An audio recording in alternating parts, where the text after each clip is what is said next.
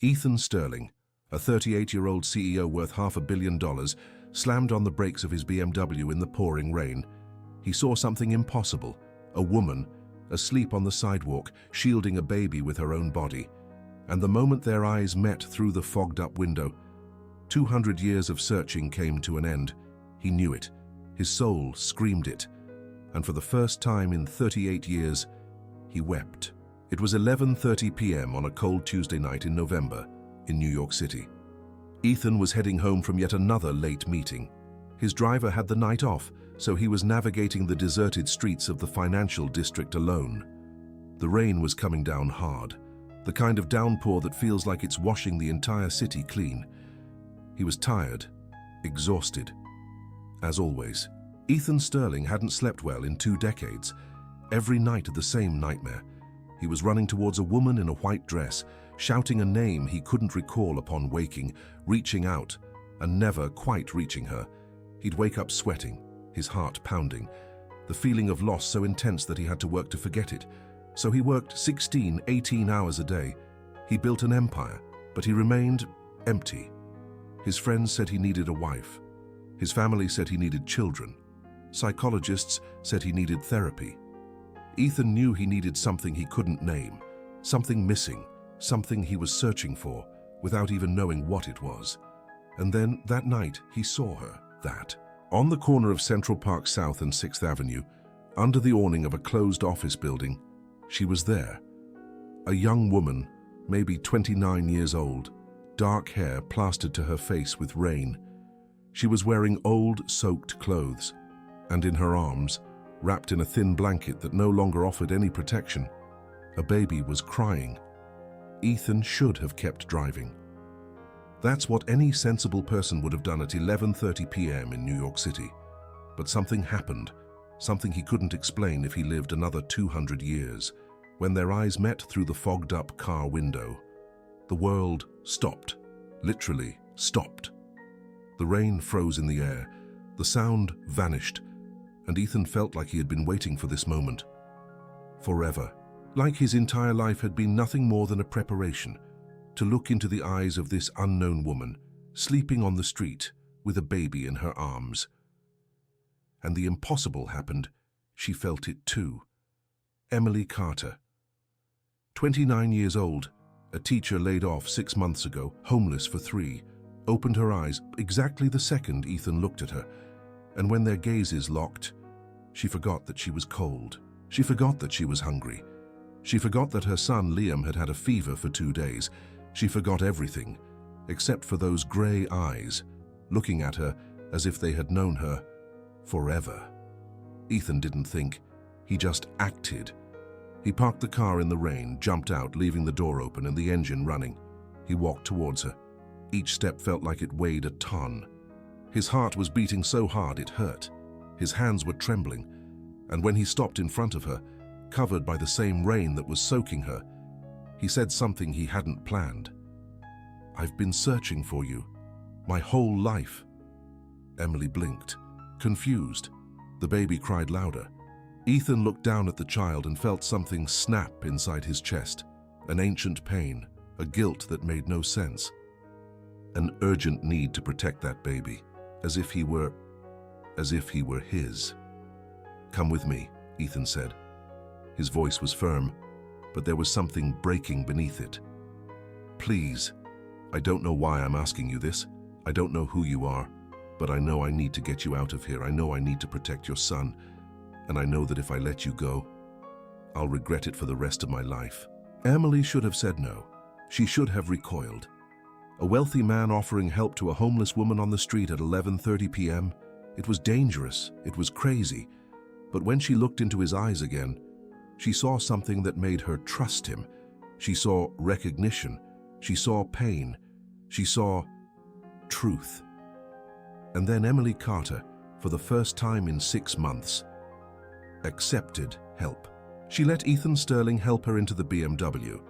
She let him place baby Liam in her arms, with the care of someone who had done it before. She let him turn on the heat and drive in silence to a 40-story building in the most expensive neighborhood in New York City. The penthouse was 5,000 square feet. marble floors, floor-to-ceiling windows overlooking the entire city, artwork on the walls that Emily recognized, even though she had never studied art. It was period art, 19th century, and there was something familiar about those paintings, something that made her want to cry, without knowing why. Ethan prepared a room for her, brought dry clothes, made warm formula for the baby, called his private doctor, who arrived in 20 minutes and examined Liam. High fever, the doctor said. Respiratory infection. He needs antibiotics. I'll write a prescription. Ethan paid right there, sent his driver to pick up the medicine at a 24-hour pharmacy, and during all of this, he couldn't stop looking at her, at Emily, at the movements of her hands as she held Liam, at the curve of her neck, at the way she smiled when the baby finally stopped crying after taking the medicine. All familiar, all impossible. Have you ever felt like you know someone you just met? Ever been absolutely certain about a person for no logical reason? That feeling that sends shivers down your entire soul and makes you question everything you believe about the world. Because that night, Ethan Sterling and Emily Carter felt it, and it was stronger than anything they had ever experienced. It was almost 2 a.m. when Liam finally fell asleep. Emily placed him in the makeshift crib that Ethan had put together with pillows and blankets. She left the room in silence, found Ethan in the living room, looking out the window at the illuminated city below. "Why are you doing this?" she asked. Her voice was low, cautious. "You don't know me. You don't know who I am. You don't know anything about me. Why did you bring me to your home? Why are you helping my son?" Ethan hesitated before answering. When he finally turned to face her, there were tears in his eyes, tears he couldn't explain, tears he had never shed before. "I don't know," he said, and it was the truth. "I just know that when I saw you on that street, I felt like I was seeing someone I lost, a long time ago, someone I've been searching for, in every woman I've ever met, and never found. And I know that this is crazy. I know it doesn't make sense, but looking at you is like looking at home." Emily felt her legs weaken because she felt the exact same way. From the moment she looked at that man through the car window, she felt like she knew him, that she had always known him, that somewhere, sometime, they had been everything to each other. "I dream about you," Emily whispered. The words came out before she could stop them. "Every night. I have this dream that I'm in this grand place, wearing these beautiful gowns, and you're there. But you're not wealthy like you are now. You're different, younger. But it's you. I recognize your eyes." Ethan froze. Her dreams. He had the same dreams. "I dream too," he said, his voice rasping. "I dream that I'm losing you, that I'm running, but I can't reach you. And I wake up with this feeling that I've failed, that I let you down, that I promised something and couldn't keep it." The silence that followed was heavy, charged. Something bigger than both of them hung in the air. Something that was both terrifying and alluring. It was then that Ethan did something he hadn't planned. He reached out toward Emily Bacter, not to shake her hand, just to touch her, just to confirm that she was real. That this moment was real. That 38 years of emptiness finally made sense, and when his fingers touched hers, it happened. The room vanished. The city disappeared. New York City, 2025, vanished, and for one eternal second, they both saw flashes, images, sensations, a huge ballroom, crystal chandeliers, musicians playing, a woman in a vintage blue dress, dancing, and a man in a military uniform, watching from afar, his gaze on her gaze on him. Forbidden, impossible, real. Ethan pulled his hand away, as if burned. Emily staggered back, both gasping, both in shock. "What was that?" Emily whispered. She was trembling. "Did you see it? Did you see it?" Ethan couldn't speak. He just nodded. He saw it. For the first time in 38 years, the dream that haunted him every night, made sense, because it wasn't a dream. It was a memory of something. That happened 200 years ago. But that was impossible. Madness. He was CEO of a financial corporation. He dealt with numbers, with logic, with reality. Reincarnation didn't exist. Past lives didn't exist. It was fantasy, wishful thinking of people who couldn't accept mortality. But then, why had he just seen that? Why had he felt that? Why did every cell in his body scream that this woman was his, that she always had been, that somewhere, sometime, he loved her so much that he'd crossed 200 years to find her again? Emily broke the silence first. She needed to name the impossible. "I know you," she said. And it wasn't a question. It was a statement. Absolute certainty. "I don't know how. I don't know why. But my soul recognizes you, and I'm scared, because this shouldn't be possible." Ethan closed his eyes. He took a deep breath. When he opened them again, he'd made a decision. He didn't know if it was right. He didn't know if it was sane, but he knew it was inevitable. "Stay here," he said. "Stay for a few days. Let your son recover, and let's find out together. Let's find out what's happening. Let's find out what madness this is. That makes more sense than anything logical in my life." Emily wanted to say yes. She wanted to stay. She wanted to understand, but she was afraid. Because if it was true, if they really had known each other in another life, if this was real, then what else was real? What else was possible? And mainly, if they loved each other before, what happened? Why did they separate? Why was the pain so great? "I'll stay," she finally said. "But only until Liam gets better. Only until I understand what's happening. And then, I'm leaving, because I'm not part of your world. Ethan, you're rich. I'm poor. You're a CEO. I'm homeless. And that's not going to change just because we feel something we don't understand." Ethan smiled, a sad smile, because he knew she was wrong. He knew nothing would be. That simple. He knew that whatever had started on that rainy night wouldn't end when Liam healed. This was just beginning, and they both knew it. The next 3 days were the strangest of Ethan Sterling's life. He cancelled meetings, rescheduled trips, worked from home, for the first time in years, all to stay close to Emily and Liam. And the more time he spent near her, the stronger the feeling became, the recognition, the familiarity. The dreams intensified. Now he saw more. He saw faces. He saw places. He saw whole scenes of a life that wasn't his, but was. Emily felt the same. At night, after putting Liam to sleep, she lay awake, staring at the ceiling and seeing images: a huge mansion, servants, expensive dresses, and a man in uniform who looked at her as if she were the sun. But there was something wrong, something forbidden, something that ended in tragedy. On the third day, Ethan noticed something.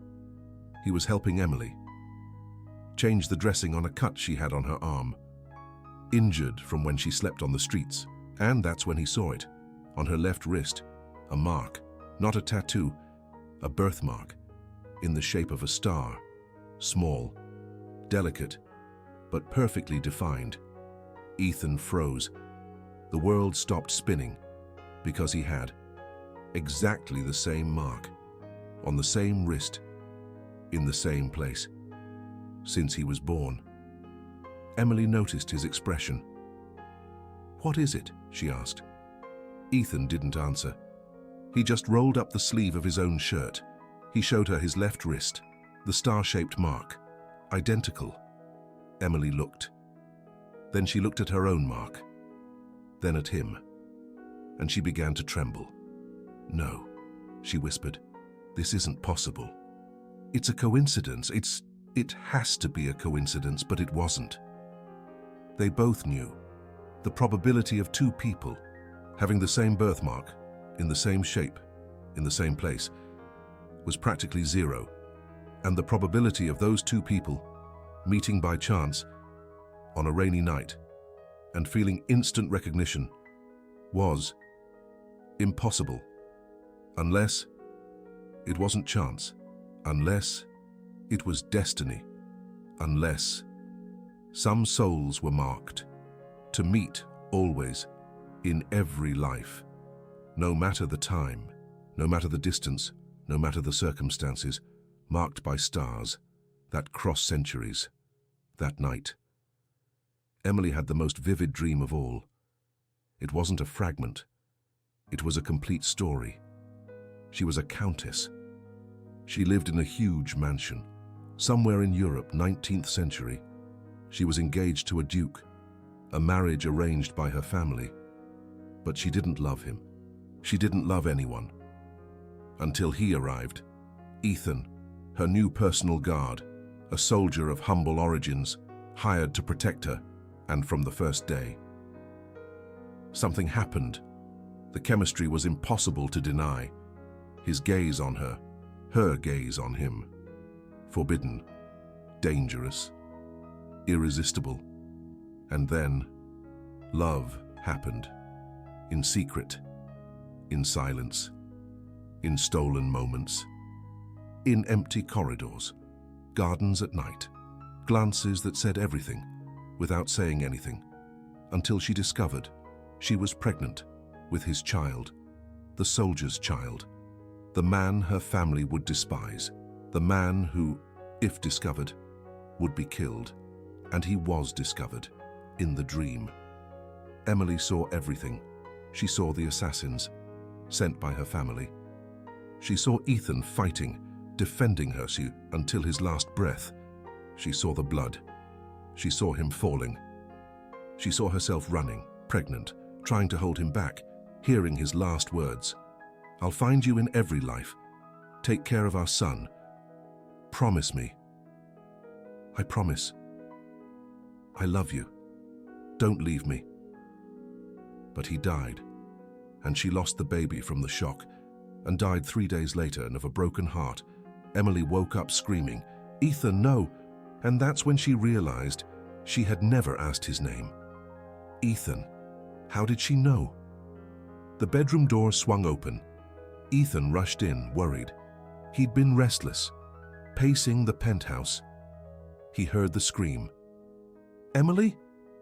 He called out, "Are you all right?" But when she looked at him, she was crying. Crying for a death that happened 200 years ago. Crying for a love she lost. Crying for a baby that was never born. And Ethan understood, because he had dreamt it too. The same scene, the same tragedy, the same promise. "I'll find you in every life." 200 years later, he finally fulfilled it. The next morning, Ethan tried to return to normalcy, tried to be rational. He was a businessman, a CEO. He dealt with facts, data, numbers, not with dreams, not with reincarnation, not with impossible romantic notions of soulmates spanning centuries. So he did what he always did when something bothered him. He researched. He spent hours on the computer, reading about birthmarks, about shared dreams, about déjà vu, about psychological phenomena that could explain what he was feeling. Pareidolia, confirmation bias, projection, transference. There was a name for everything, a rational explanation for every coincidence. But he couldn't explain what he felt when he touched her hand. He couldn't explain why he knew her name before he asked. He couldn't explain why. When he looked at her, he saw not just her face but centuries. Emily tried to deny it too. During breakfast, she kept her distance. She spoke only when necessary. focused on Liam, who was better. Fever subsiding, finally playing again. But it was difficult to ignore, because every time their eyes met, even by accident, something happened. A shiver, a recognition, a certainty that was scarier than anything. On the fourth day, Ethan needed to go to the office, an important meeting he couldn't reschedule. He told Emily he'd be back in the evening, left his driver and his phone number. He left at 8:00 a.m., and by 10:30 a.m., he was failing. He was in a full meeting with Japanese investors, discussing a $2 billion merger, when he felt it, a tightness in his chest, urgency, a need to go home, to her, to Liam. "Excuse me," Ethan said, standing up abruptly. "I need to go. Family emergency." The investors were shocked. Ethan Sterling never cancelled meetings, never left business unfinished, but he was already walking out.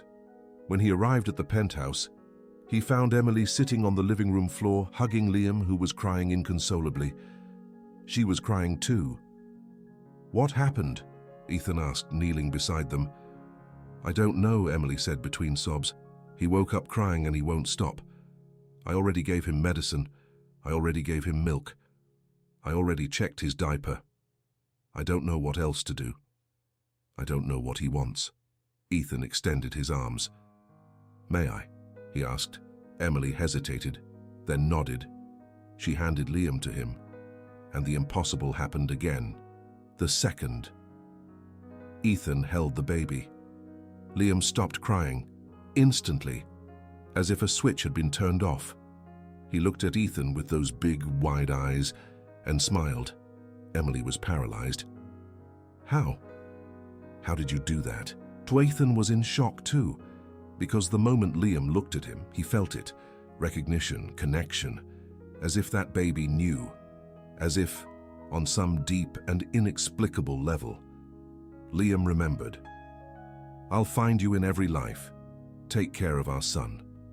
The promise from 200 years ago, the son they couldn't save, and now, in that living room in 2025. Ethan finally understood. Liam wasn't just Emily's son. He was the son they promised to save. He was the second chance they had sought through lives. Ethan began to sing. He didn't know where it came from.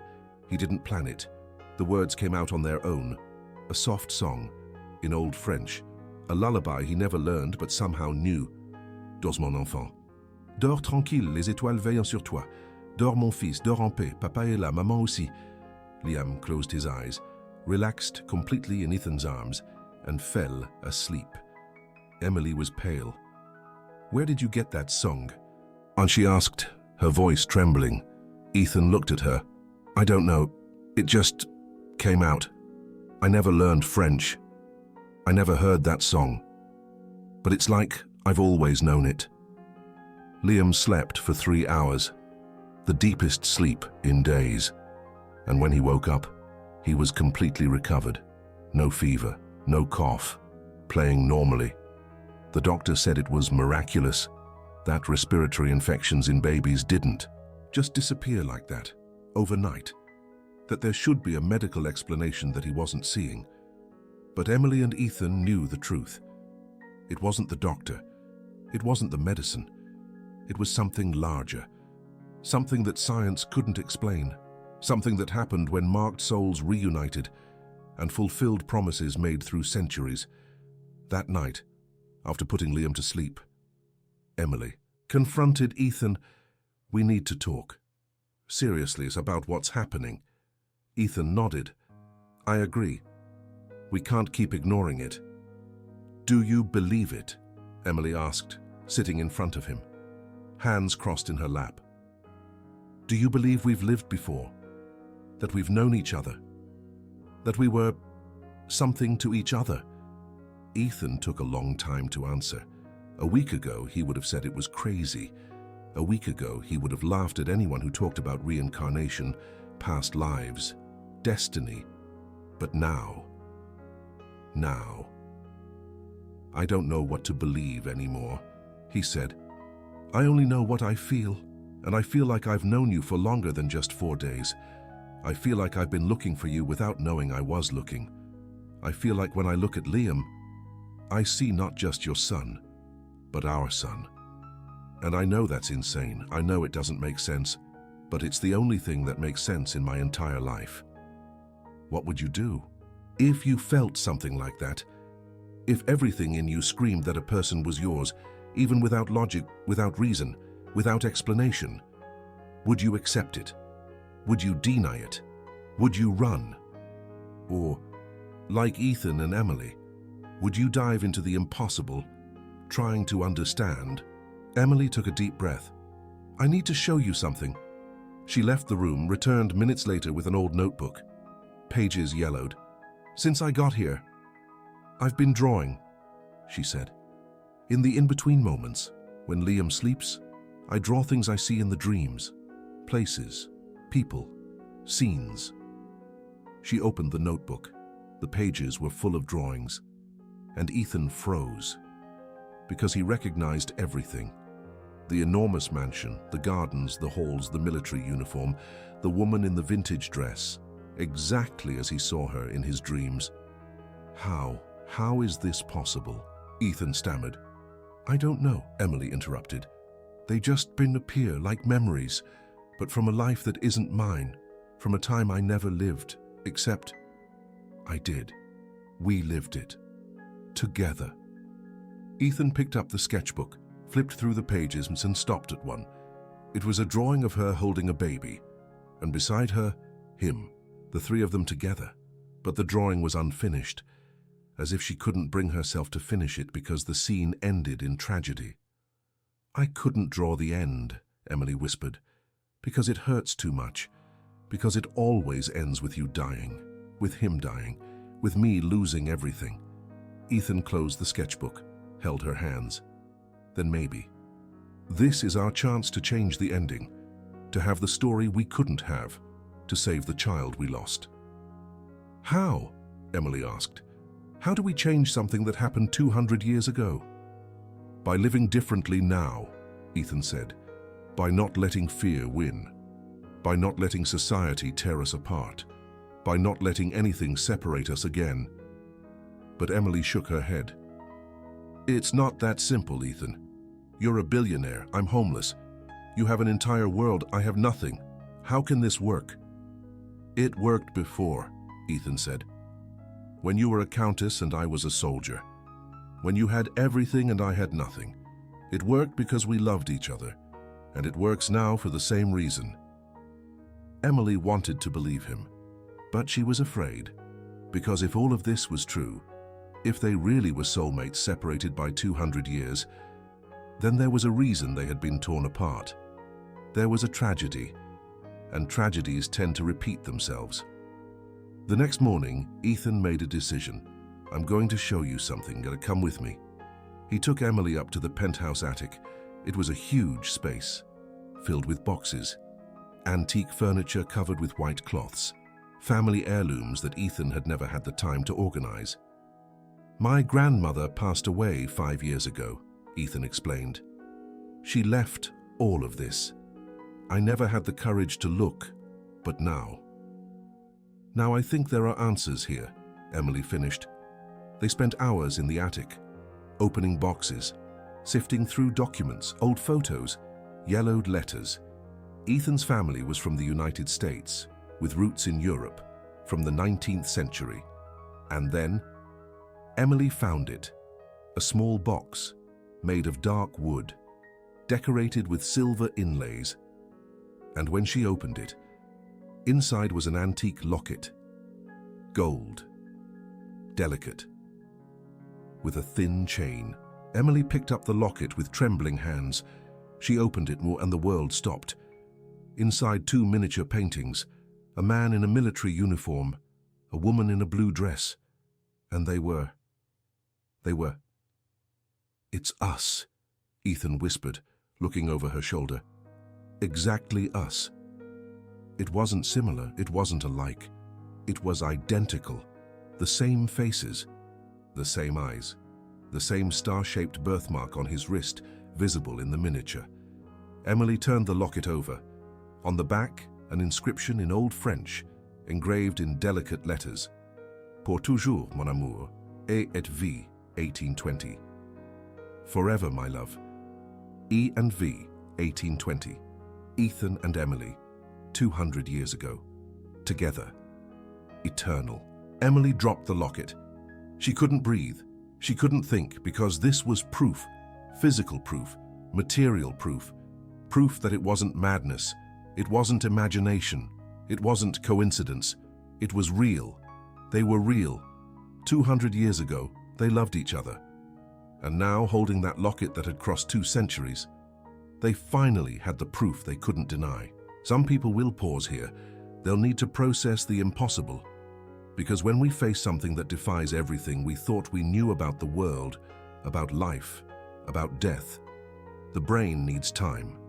And if this story is moving you, if it's making you question, if it's making you remember inexplicable connections you felt in your own life, then maybe this is a story that needs to be told.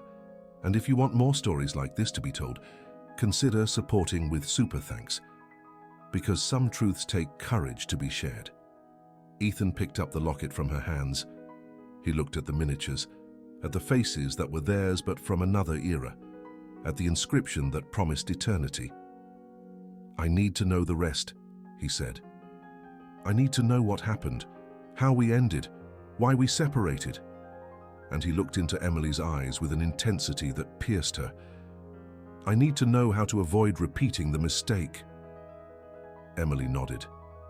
She was also tired of fragments, of half-finished dreams, of memories that came and went without completing the story. She wanted to see everything, understand everything, even if it hurt. Let's do something, Ethan said.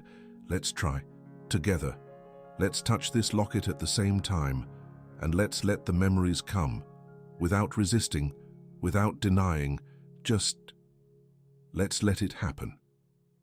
Emily hesitated. She was afraid of what she might see, of what she might feel. But Ethan extended his hand, and she took it. They held the locket together, their hands intertwined around the ancient gold. They closed their eyes. They took a deep breath. And then, it happened. The modern world disappeared. The attic, New York City. 2025. Everything vanished. And they saw 1820, Spain. A huge mansion surrounded by perfectly manicured gardens. Inside, gigantic halls with crystal chandeliers, period furniture, works of art, wealth in every detail. And her, Countess Emily of Monte Carlo, 24 years old, blue silk dress, hair tied in an elaborate updo, jewels on her neck and wrists, beautiful, powerful, trapped. Trapped in an arranged engagement with Duke Alexander of Bourbon, a man 20 years older, cruel, violent, but politically important. Her family needed the alliance, so she would be sacrificed. And then he arrived, Ethan Rodriguez, 28 years old, a soldier of humble origins, hired as the Countess's personal guard after threats of kidnapping, strong, honorable, eyes that saw beyond appearances from the first day. Something happened. The chemistry was undeniable. The way he looked at her as she passed through the corridors, the way she found excuses to be where he was, stolen conversations in dark corners, accidental touches that lasted a second longer than they should, and then one night, in the garden, under the stars, the inevitable happened.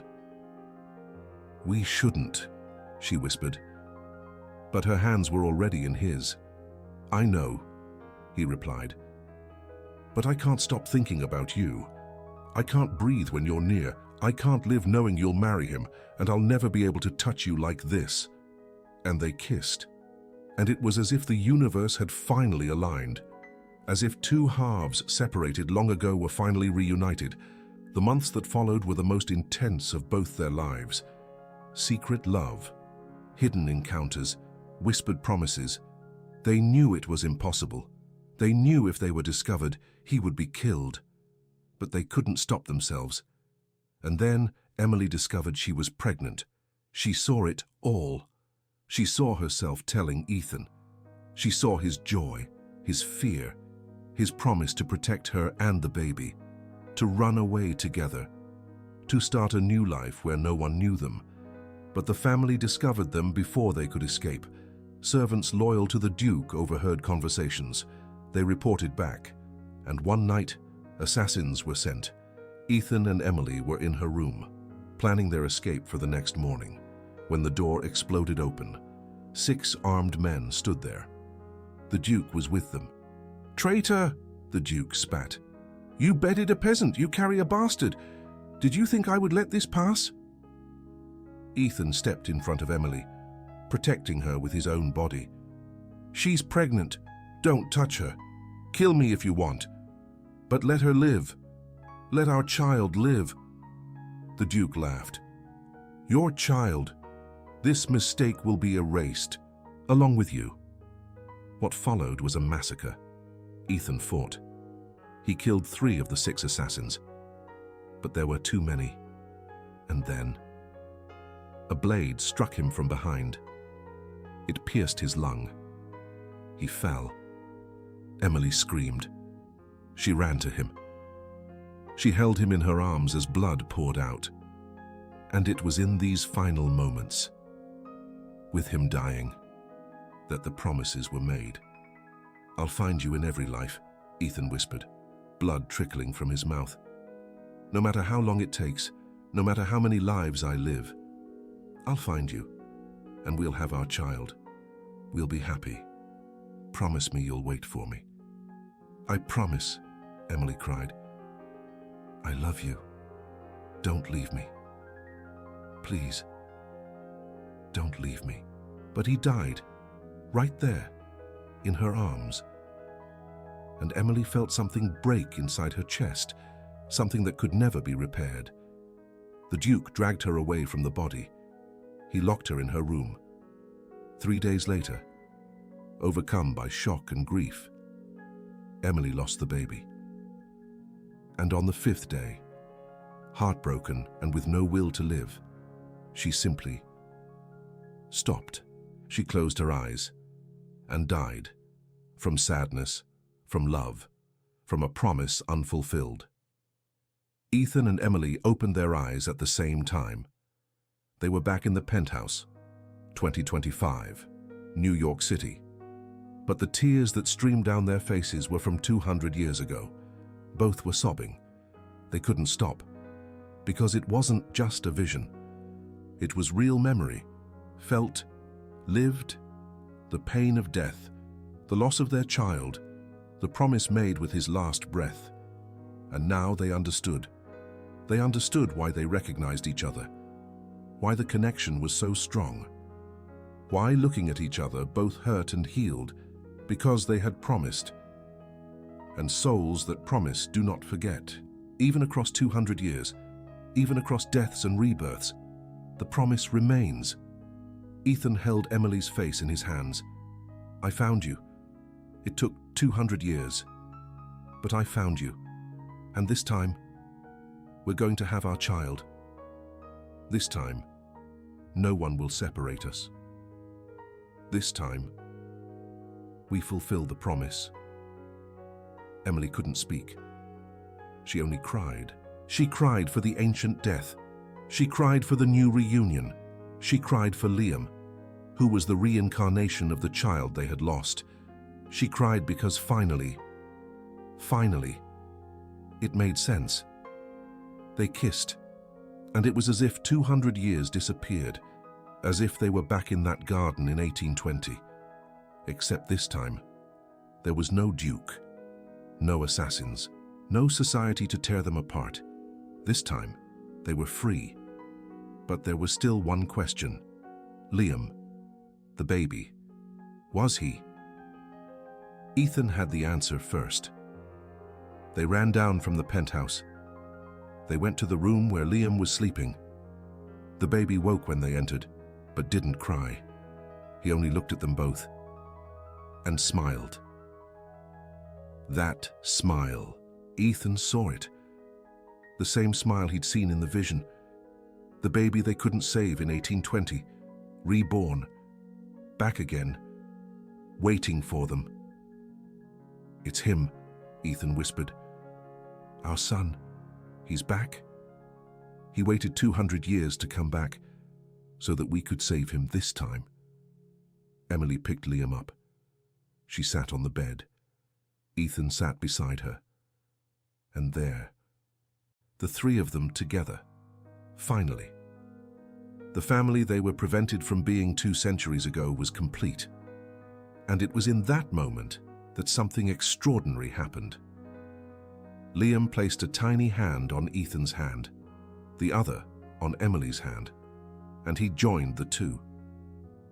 The second their hands touched, with Liam as the bridge between them.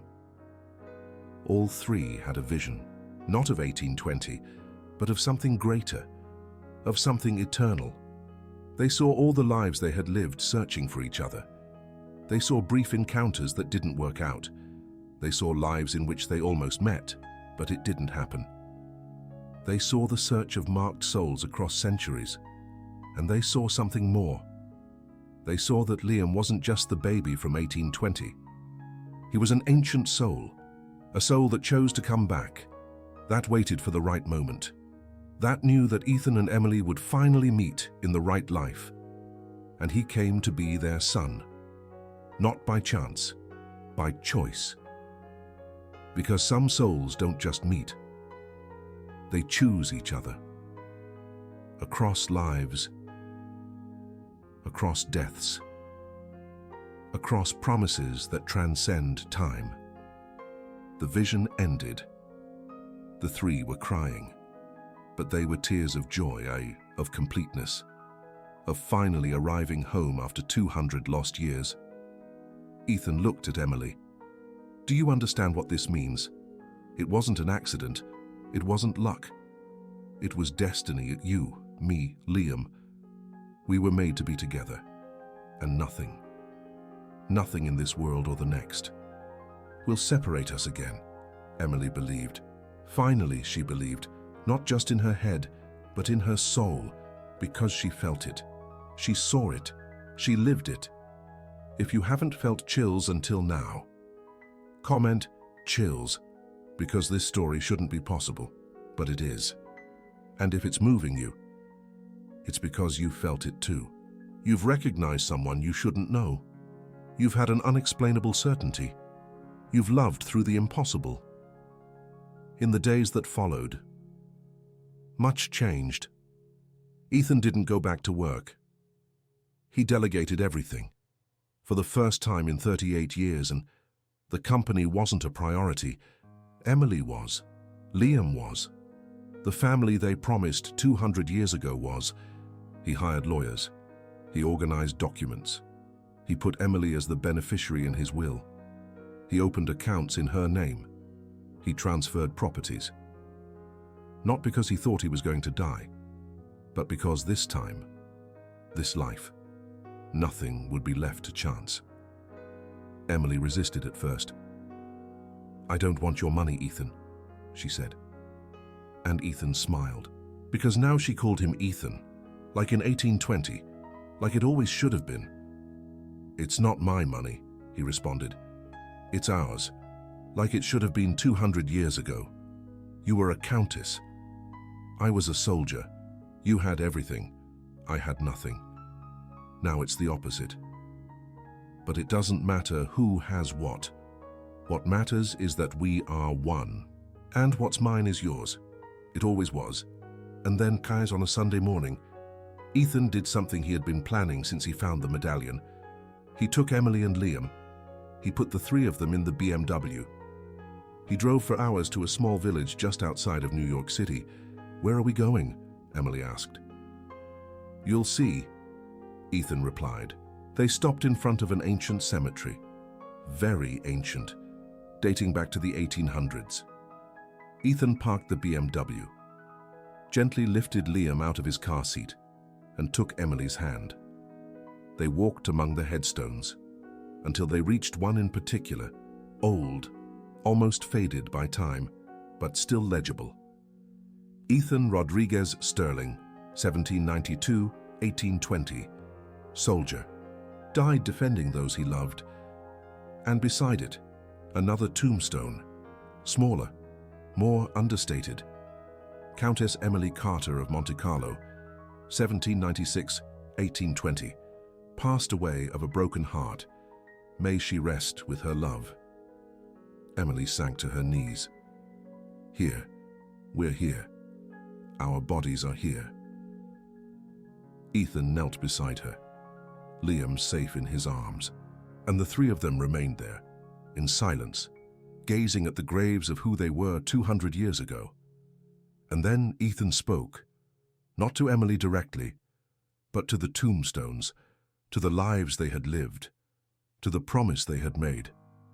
"We kept it," he said, his voice steady, but filled with emotion. "You said you would find me. I said I would search for you. And we did. 200 years later. But we did. And this time, this life, we will have our son. We will be happy. We will have the life that was stolen from us. And when our time comes, we will go together. Not separated. Not in tragedy, but in peace." Emily placed her hand over his. Liam put his tiny hand over theirs. And there, above the tombs of who they were in another life, the family from 1820 was finally reunited in 2025. And the promise, made with a dying breath in 1820, was fulfilled beneath the New York sun of 2025. 200 years, 2 lives, 1 promise. And finally, peace. But the universe wasn't finished revealing its secrets, because 3 days after visiting the cemetery, Ethan received a call from an auction house in Madrid, specializing in art and historical objects from the 1800s. "Mr. Sterling," the voice on the phone said, "you placed an alert with us years ago regarding any object related to Countess Emily Carter of Monte Carlo, and we have just received something extraordinary. A portrait, painted in 1820, of her, pregnant. And here, something important needs to be explained."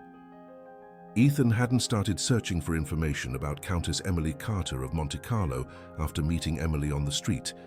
He had been searching for 8 years, since he turned 30, since the dreams started, because Ethan had been dreaming, every night, the same woman, the same face, the same garden. He saw her pregnant, he saw her crying, he saw himself dying in her arms, and he always woke up with the name Emily on his lips, and a pain in his chest that made no sense. At first, he thought he was going crazy. He saw psychologists, took medication, tried to stop dreaming. But it didn't work. The dreams continued, more vivid, more real. Until one day, he decided to investigate. He hired historians, researchers, gave them the name Emily Carter, gave them the approximate era he saw in the dreams, 1800 to 1850. And after months of searching, they found her. Countess Emily Carter of Monte Carlo died in 1820, at the age of 24, of heartbreak, buried next to a soldier named Ethan Rodriguez Sterling. When Ethan Sterling read that in 2017, he felt the world stop, because the soldier had his name and died defending the Countess, and she died of grief 5 days later, exactly like in the dreams. He didn't tell anyone. They would think he was insane, but since then, he had left alerts with every auction house in Europe. Any object, any document, anything related to Countess Emily Carter of Monte Carlo, he wanted to know. And now, 8 years later, 3 days after finding Emily Carter sleeping on the street, the call came. The portrait, the final proof, the impossible connection between dreams and reality. Ethan almost dropped the phone. "When?" he managed to ask. The auction is in 5 days, but since you are our VIP client, we can send you photos now. Send them, Ethan practically demanded. 5 minutes later, the email arrived. Ethan opened it, and what he saw made him stop breathing. It was her, Emily, but not the Emily of 2025, the Countess Emily of 1820, sitting in a garden. Period dress, serene gaze, a hand on her belly, pregnant. And it wasn't just a resemblance, it was identical. The face, the eyes, the smile, every detail. It was impossible, but it was there. Visual, irrefutable proof. Ethan printed the photo, took it to Emily, showed it to her without saying a word. Emily looked, and her legs buckled. Ethan caught her before she fell. "It's me," she whispered. "It's my face." "But how? How is this possible?" "Because it was you," Ethan replied. 200 years ago, pregnant with Liam. And now we have proof, not just the visions, not just the graves, but proof that anyone can see, that any skeptic can touch. You, me, Liam. We existed in 1820, and we came back in 2025. Emily couldn't hold back the tears, because until then, even after everything, a small part of her still doubted, still thought it could be a coincidence. But now, with her face from 200 years ago looking back at her from a photograph, there was no more doubt. It was true. Everything was true. Ethan bought the portrait. He paid 3 times the estimated value. He didn't care. When it arrived, a week later, he hung it in the living room. He didn't hide it, didn't keep it in a safe. He hung it where everyone could see it. But the auction house sent something else. Documents, ancient papers that came with the portrait, certificates of authenticity, provenance of the piece, and among them, 2 death certificates, originals from 1820. Ethan opened them with trembling hands. The first read, "Death Certificate.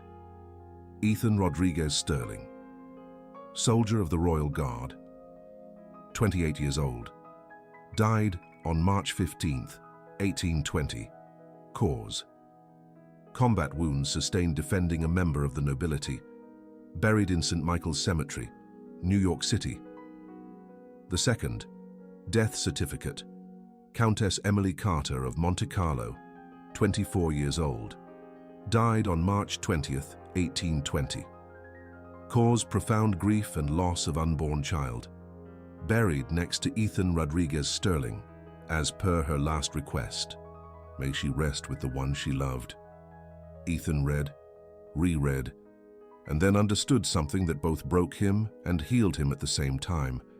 She asked to be buried next to him, a countess, asking to be buried next to a soldier, against all the social rules of 1820, against everything. And she succeeded. Because true love, even in 1820, transcended death and society. He showed it to Emily. And when she read, "As per her last request," she collapsed, because at that moment, she understood who she was, not just in the dreams, not just in the visions, but in official documents, in permanent ink, in historical records. She loved Ethan in 1820 so much that she defied centuries of tradition to be buried next to him. And now, in 2025, she had the chance to live what she couldn't live then. Emily held the documents to her chest and cried. Cried for who she was, cried for who she lost, and cried with joy for who she could now be. Ethan hugged her and whispered something she needed to hear. "You fought for me in 1820, against her family, against society, against everything, and now, it's my turn to protect you, to give you the life you deserved, to fulfill the promise you started 200 years ago." And in that moment, Emily knew. She knew she was home. Finally, after 200 years of searching, she was home.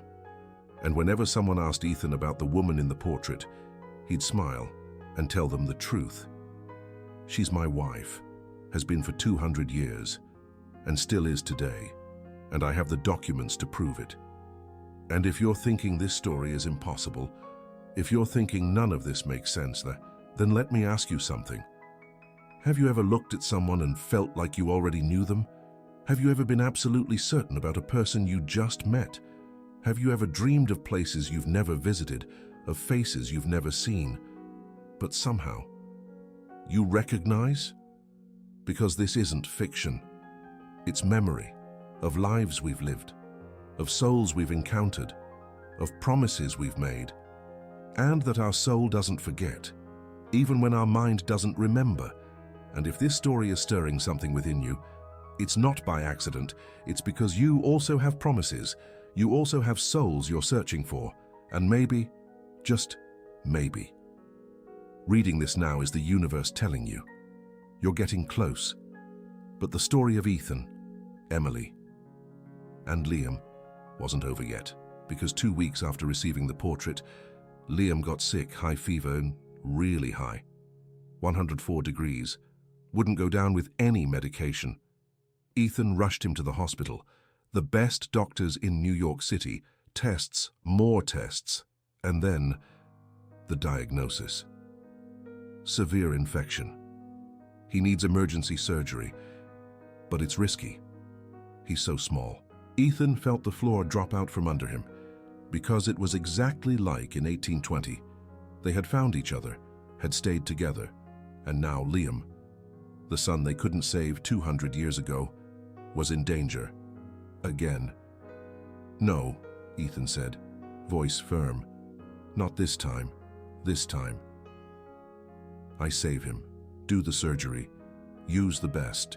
Do whatever it takes. But save my son. The surgery was scheduled for the next day. Ethan didn't sleep. Emily didn't sleep. They stayed with Liam all night long, holding him, singing to him, the same song in Old French. Dors mon enfant, dors tranquille, les étoiles veillent sur toi. Dors mon fils, dors en paix, papa est là, maman aussi, en Liam. Even with the fever, even sick. Smiled, because he recognized it. He remembered. He knew that this time it would be different. The surgery lasted 4 hours. 4 hours that felt like 4 centuries. 4 hours during which Ethan paced back and forth in the waiting room. He couldn't sit down, couldn't stand still, because every minute that passed was a minute that Liam was in danger, and he couldn't do anything, just wait. Emily was sitting down, hands clasped tightly, praying to God, to the universe, to the souls of 1820, to any force that existed. Don't take him again, please. We already lost him once. We can't lose him again. And as she prayed, she had visions of the baby she lost in 1820, of the shock that made her lose him, of the unbearable pain, and the terrible fear that history would repeat itself, that even after 200 years, even after finding each other again, destiny would still separate them. Ethan noticed she was trembling. He sat beside her, held her hands. He's going to be okay, Ethan said, but his voice betrayed the uncertainty, because he was also afraid, because he also remembered the son who wasn't born, the unfulfilled promise, the emptiness of 200 years. What if he's not? Emily whispered. What if it's like in 1820? What if we can't save him this time either? Ethan didn't have an answer, because her fear was his fear, and all he could do was hold her hands and wait. Wait for this time, this life, for destiny to be different. The minutes dragged on. Each second was torture. Ethan looked at the clock. 2 hours? 3 hours? 3.5 hours. How much longer? How long until they knew? And then, in the 4th hour, the door to the operating room opened. A doctor came out. surgical mask still on his face, gloves stained with blood, and Ethan felt his heart stop because the doctor's expression was neutral. Impossible to read, and for one terrible second, Ethan was sure he had lost again. Emily stood up, grabbed Ethan's hand, and they both stood there, paralyzed, waiting for the sentence. The doctor walked up to them, pulled off his mask slowly, and then, finally, he smiled. The surgery was a success. We managed to remove the entire infection. He's stable. He's breathing on his own. He'll need to stay in observation for a few days, but he'll make a full recovery. For a moment, neither of them moved, as if they couldn't process the words, as if they couldn't believe it. And then, reality hit. Ethan fell to his knees. Right there, in the middle of the hospital hallway. Not from weakness, from pure gratitude, from devastating relief, from a promise finally fulfilled. Emily covered her face with her hands and sobbed, not from sadness, from explosive happiness, from fear that finally dissipated, from 200 years of waiting ending in salvation, because this time, this life, he did it. They did it. They saved their son. They protected their family. They fulfilled the promise they couldn't fulfill in 1820. Emily knelt beside Ethan, embraced him, and they both cried there, on the cold hospital floor, while doctors and nurses passed around them. But it didn't matter, because Liam was alive. He was safe. And finally, after 2 centuries of searching and pain, they had what they promised. A family, complete, alive, together. "Can we see him?" Ethan asked, voice broken with emotion. "He's still in recovery," the doctor replied, "but you can go in an hour." That hour was the longest of their lives, longer than the surgery, longer than the 200 years of separation, because now they knew Liam was alive and they wanted to see him, hold him, confirm it with their own eyes, and when they were finally allowed in. When Ethan and Emily entered the recovery room and saw Liam, small and fragile in the hospital bed, but breathing, alive, they both stopped. Because there was the proof, the physical proof, irrefutable, that this time, it worked, that the promise was fulfilled, that 200 years of waiting wasn't in vain. Ethan approached, touched Liam's little face, and whispered something that Emily barely heard. "I promised I'd save you. I promised 200 years ago. And I did. My son. I finally did."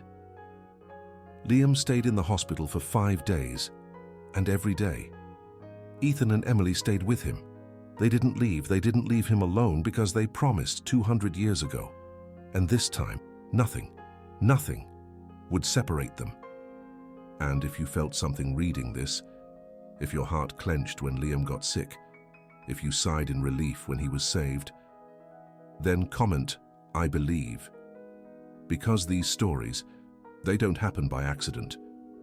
They happen to remind us that love never truly dies, that promises transcend time, that some souls find each other, no matter how many lifetimes it takes.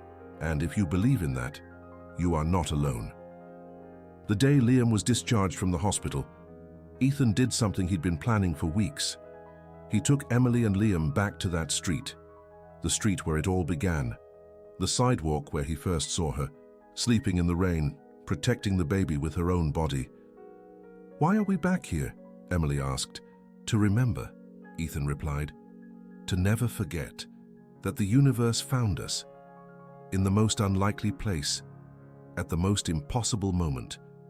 You sleeping on the street, me driving by.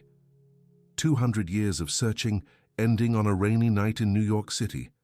He stopped the BMW in the exact same spot.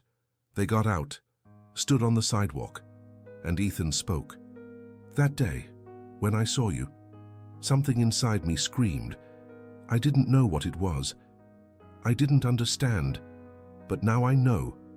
It was my soul, recognizing yours. It was 200 years of a promise being fulfilled.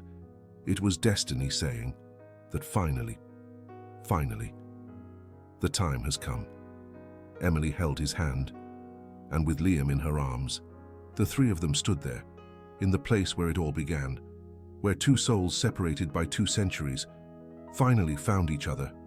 And then it started to rain, just like that night.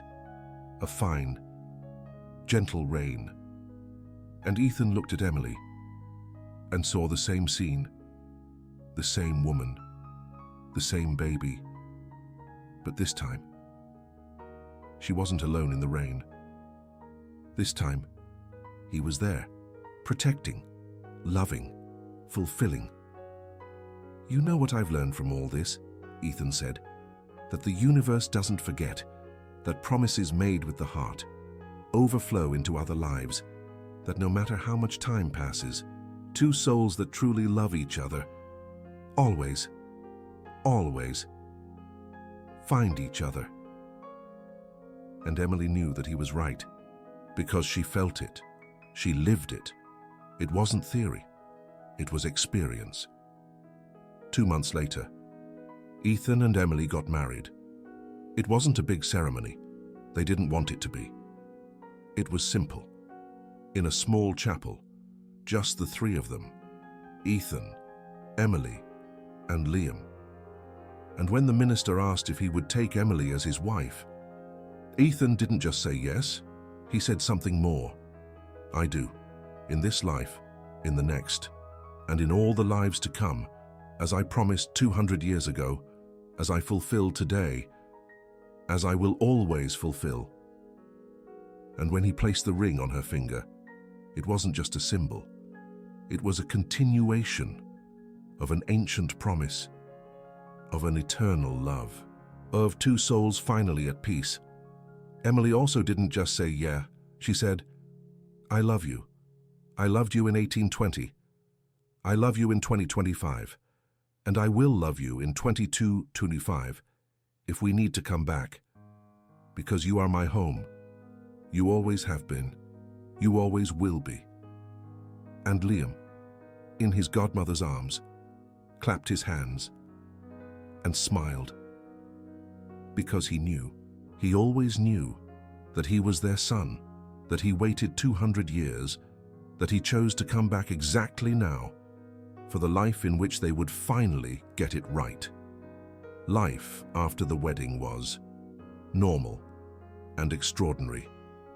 At the same time, Ethan continued working, but now with balance. He left the office at 5 p.m., had dinner with his family, put Liam to sleep singing the French song, and he never let work be more important than them.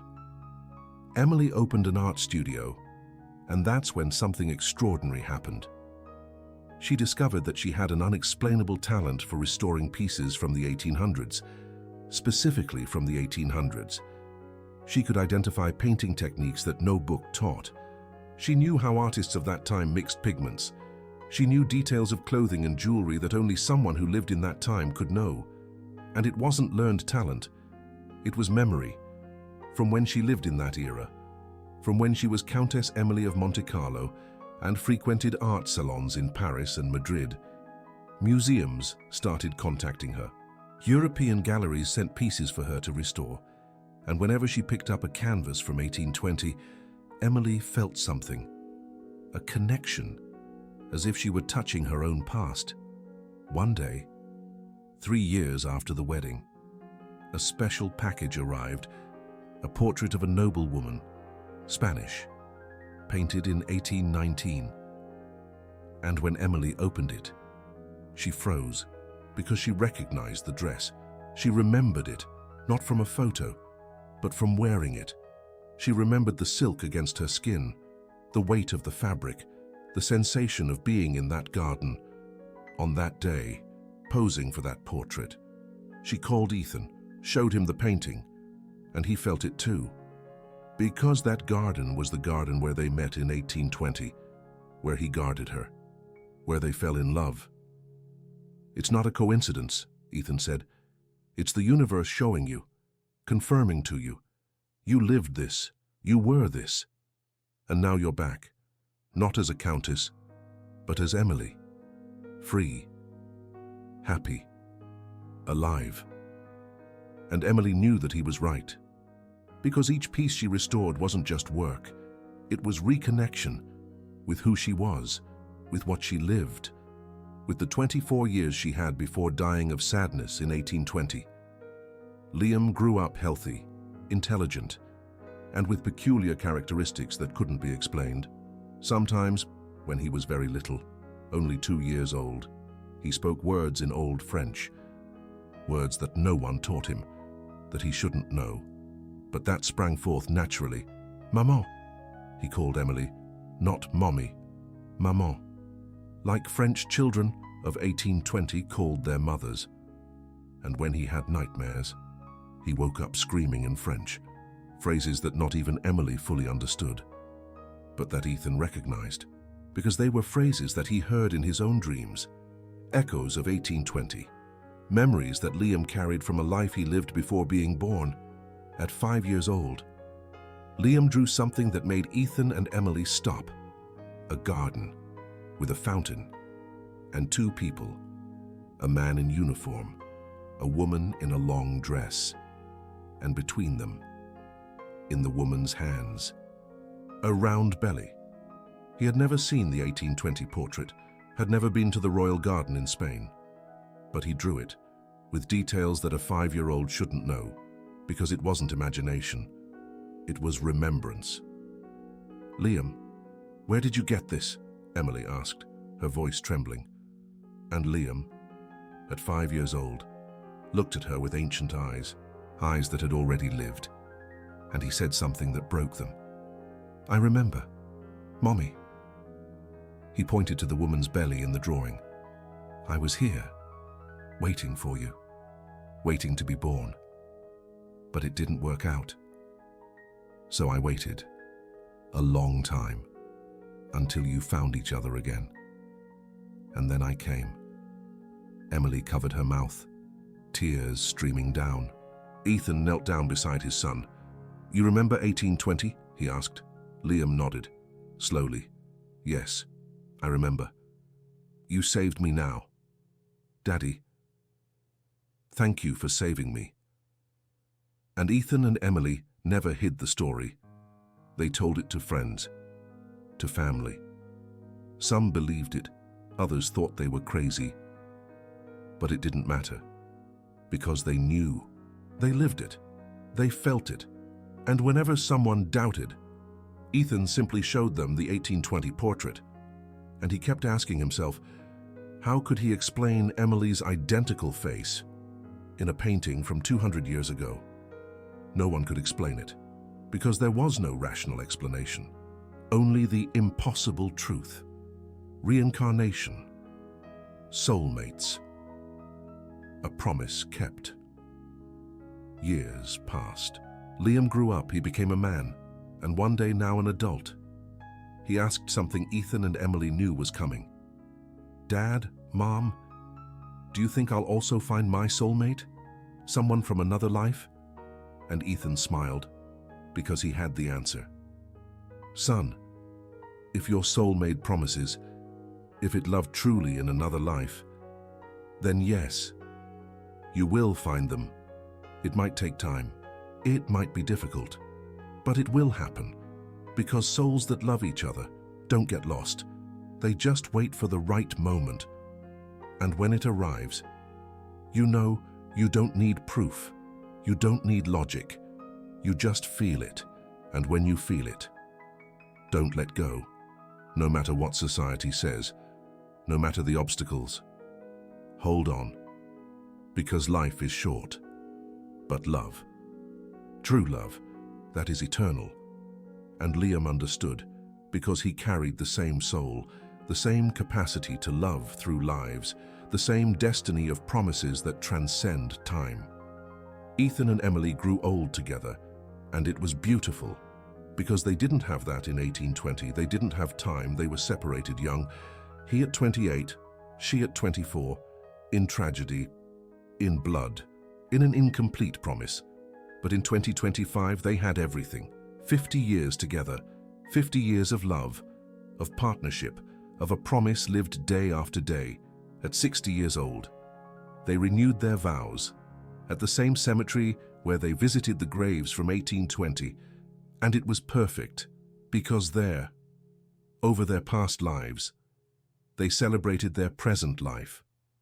Liam, now 30 years old and married himself, was a witness, and he cried because he understood. He understood the force of a love that crosses 200 years, and he swore to himself that he would love like that too. At 70 years old, Ethan had a minor stroke. Emily didn't leave his side at the hospital, not for a minute, and when he woke up, the first thing he saw was her, holding his hand. Like in 1820, but this time he didn't die. This time he recovered, and they had 10 more years. At 75 years old, Emily got cancer. Ethan sold 3 properties to pay for the best treatment, and it worked. She went into remission, and they had 5 more years. At 80 years old, both were weaker, but still together, still holding hands, still singing the French song to Liam's grandchildren, passing the story on, so that the next generations would know that true love, it doesn't die, never dies. And at 88 years old, when they were already tired, when they had already lived everything they needed to live, something extraordinary happened. They got sick together on the same day, the same illness, pneumonia, as if their bodies had planned it, as if, after 50 years together in 2025 and a life together in 1820, their bodies were synchronized, living, and now dying at the same rhythm. The doctors didn't understand, statistically impossible, but Ethan and Emily knew. It wasn't sickness, it was time. And this time, unlike 1820, they would go together on their last night, lying side by side in the hospital. Ethan held Emily's hand. "I'm not afraid," he said. "Me neither," she replied, "because this time we're going together, and I already know I'll find you again, maybe in 100 years, maybe in 200, but I will find you, like I always do." And Ethan smiled because he knew she was right. "I love you, Emily, in this life and in the past one, and in the next. I love you, Ethan, always, forever." And holding hands when at the same instant, both closed their eyes, and they departed, together, as they promised, as they deserved. Liam was beside them, now 50 years old, and he saw it. He saw when they both took their last breath. At the same time, and he didn't cry from sadness, he cried from beauty, because he understood that some stories don't end with death, they just pause, to start again in another life, with other faces but with the same souls. And if you've made it this far, if you've read this whole story, then let me tell you something. It wasn't by chance.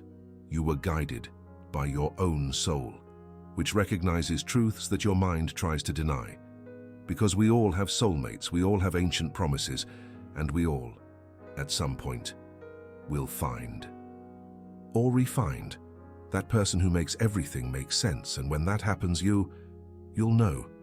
You won't need a portrait from 1820. You won't need visions. You'll just feel it.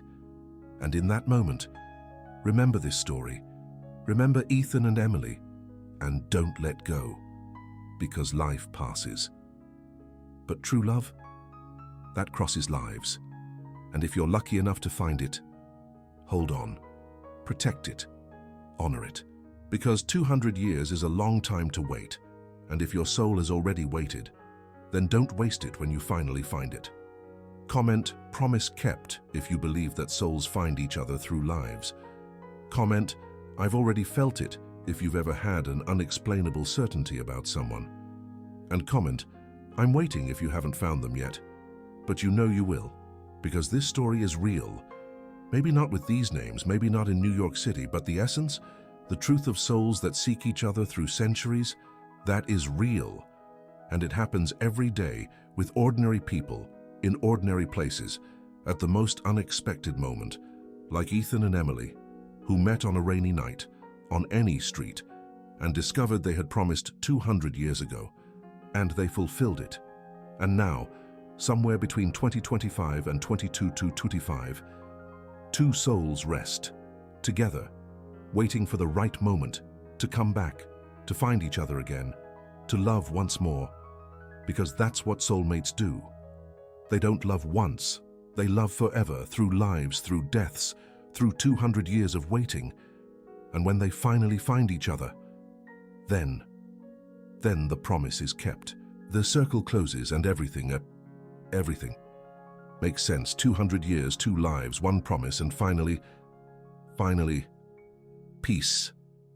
The end.